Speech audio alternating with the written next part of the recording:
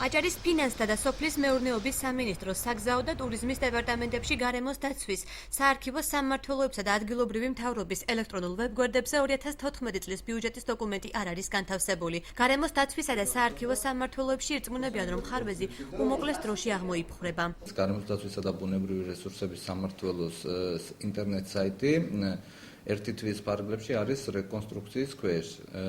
მე როგორც მაქვს ინფორმაცია, ხვალიდან იქნება ხელმისაწვდომი მოსახლეობისათვის. ბოლო პერიოდში აქტიურად დავიწყეთ მუშაობა ვებგვერდის სრულყოფაზე, ზოგიერთი გვერდები არის მომზადებელი და უახლოეს პერიოდში დაიდება ვებგვერდზე ბიუჯეტი და კიდე სხვა ინფორმაციაც. აჭარის ტურიზმის დეპარტამენტში აცხადებენ, რომ ვებგვერდი მხოლოდ ტურისტებზეა გათვლილი და საჯარო ინფორმაციის ხელმისაწვდომობის პრობლემას უახლოეს კვირაში გადაჭრიან. დამზადდა ახალი ვებგვერდი DTRA.gov, რომელიც მორგებული არის ბიზნესზე.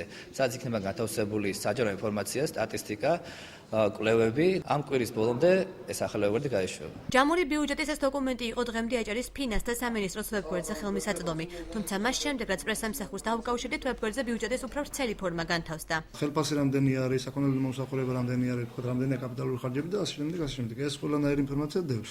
დღემდე არიდო.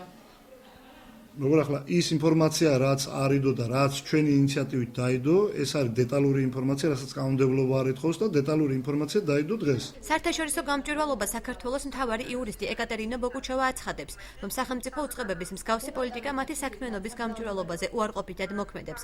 მის თქმით, ბიუჯეტის ხელმისაწვდომობა საბიუჯეტო კოდექსით ითვალისწინებს. ეს აფერხებს გამჭვირვალობის პროცესს და სწორედ აქედან გამომდინარე, ამ პრინციპიდან გამომდინარე, რასაც თვითონ საბიუჯეტო კოდექსიც კი ჩვენ გვეუბნება, რომ ის უნდა იყოს გამჭვირვალე პროცესი, რა თქმა უნდა, ეწინააღმდეგება და ჩვენ მოუწოდებთ ადმინისტრაციულ ორგანოს, რომ თუ კი მზად არის ბიუჯეტის შესახებ კანონი და არანაირი დაბრკოლება არ არსებობს, აუცილებლად ატვირთოს ეს თავის ვებგვერდზე და ხელმისაწვდომი გახადოს ყველასთვის.